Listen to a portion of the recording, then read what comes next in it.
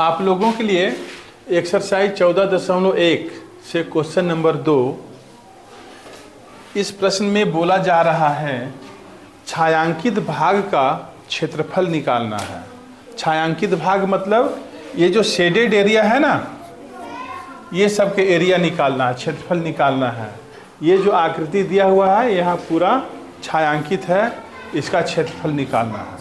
ठीक, इन दोनों प्रश्नों को बतलाने से पहले मैं आप लोगों को बतलाता हूँ आयत का क्षेत्रफल।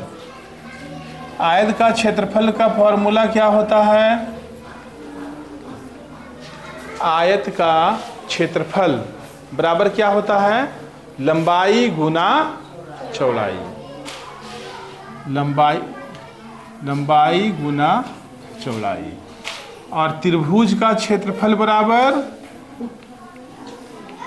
1/2 आधार गुना ऊंचाई।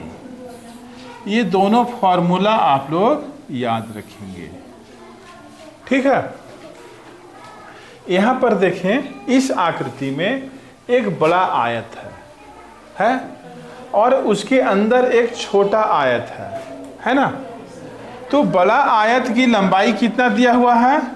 40 मीटर। चौड़ाई कितना दिया हुआ है? 30 मीटर। ठीक है, और ये जो छायांकित भाग है इसका चौड़ाई कितना है? 1 मीटर। इधर भी 1 मीटर, यहाँ भी 1 मीटर, यहाँ भी 1 मीटर। हम लोगों को क्षेत्रफल निकालना है ये शेडेड एरिया का, है ना। तो हम लोग क्या करेंगे, बड़ा वाला आयत के क्षेत्रफल में से जो अंदर वाला आयत है उसका क्षेत्रफल घटा देंगे। यदि ये बड़ा आयत का क्षेत्रफल में से ये छोटा आयत का क्षेत्रफल हम लोग काट के निकाल लें, माइनस कर दें, तो बाकी क्या बचेगा? ये क्षेत्र बचेगा ना। चलो अब बनाते हैं। छायांकित भाग का क्षेत्रफल बराबर बाह्य आयत का क्षेत्रफल। बाह्य आयत का क्षेत्रफल, और क्षेत्रफल का फॉर्मूला क्या होता है? लंबाई गुना चौड़ाई। तो बाह्य आयत का क्षेत्रफल कितना है? लंबाई कितना है? 40 गुना चौड़ाई कितना है? 30, है ना। इसमें से माइनस करना होगा। क्या माइनस करना होगा? आंतरिक आयत का क्षेत्रफल। तो आंतरिक आयत का लंबाई कितना होगा? यहाँ ध्यान दें, बाह्य आयत का लंबाई है 40, तो इससे ये छोटा है। कितना छोटा है? यहाँ से यहाँ तक 1 मीटर है, इधर भी 1 मीटर है, 1 और 1 2 मीटर छोटा है। जब बड़ा वाला आयत की लंबाई है 40, तो ये जो अंदर में आयत है इसका लंबाई कितना हो जाएगा? 38।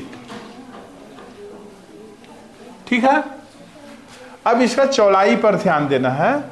बड़े आयत की चौड़ाई है 30, तो ये जो अंदर वाला आयत है इसका चौड़ाई क्या होगा? यहाँ ध्यान दें, यहाँ से यहाँ तक का दूरी कितना है? 1 मीटर। ये दूरी कितना है? 1 मीटर। तो कुल मिलाकर कितना हुआ? 2 मीटर। तो इस 30 में से हमें 2 मीटर घटाना होगा, माइनस करना होगा। तो कितना बचेगा? 28। ठीक है, 4 तिया 12 माइनस। अब इसे गुना करना है। आप लोग भी गुना करें और मैं भी गुना करता हूं, देखते हैं कि कितना आता है। 38 28 80 64 के 4 हाथ में 6, 8 तिया 24, 24 और 6 30, 2 8 16 6 हाथ में 1, 2 तिया 6 और 1 7, 4 6 10। कितना आ गया? 10 64। ठीक है, अब 1200 में से इसको माइनस करना है। 10 में से 4 जाएगा 6, 9 में से 6 जाएगा 3, इसके बाद 1 में से 0 हो जाएगा 1, इतना मीटर स्क्वायर आंसर। ठीक है, अब मैं आता हूं क्वेश्चन नंबर 2 में। यहाँ पर जो छायांकित भाग है उसका क्षेत्रफल निकालना है। यहाँ पूरा ही छायांकित है, ये जो है आयत पूरा छायांकित है और त्रिभुज भी छायांकित है। तो हम लोग क्या करेंगे, यहाँ पर इस आयत का क्षेत्रफल निकालेंगे, उसके बाद इस त्रिभुज का क्षेत्रफल निकालेंगे और फिर दोनों को जोड़ देंगे। तो सबसे पहले इसको निकालते हैं। आयत का क्षेत्रफल बराबर क्या होता है, लंबाई गुना चौड़ाई। लंबाई कितना दिया हुआ है 8, चौड़ाई कितना है, गुना करेंगे तो कितना आएगा मीटर स्क्वायर। और आप लोगों को ये ध्यान देना है, यदि लंबाई चौड़ाई का माप मीटर में है तो क्षेत्रफल जो निकलेगा उसको मीटर स्क्वायर करके लिखना होगा। अगर सेंटीमीटर में रहेगा तब यहाँ लिखेंगे सेंटीमीटर स्क्वायर। ठीक है, इसके बाद त्रिभुज का क्षेत्रफल बराबर, फॉर्मूला क्या होता है, 1/2 आधार गुना ऊंचाई। ठीक है, 1/2 आधार, इस त्रिभुज का आधार कितना है 2,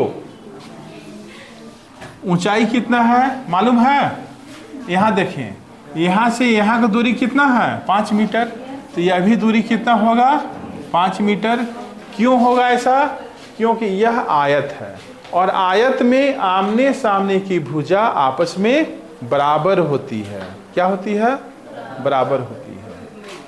ऊंचाई 5, ये और ये कट गया, बराबर के बाद 5 मीटर स्क्वायर। इस प्रकार आयत का भी क्षेत्रफल निकल गया, त्रिभुज का भी क्षेत्रफल निकल गया।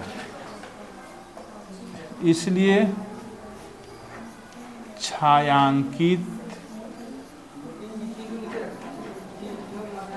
भाग का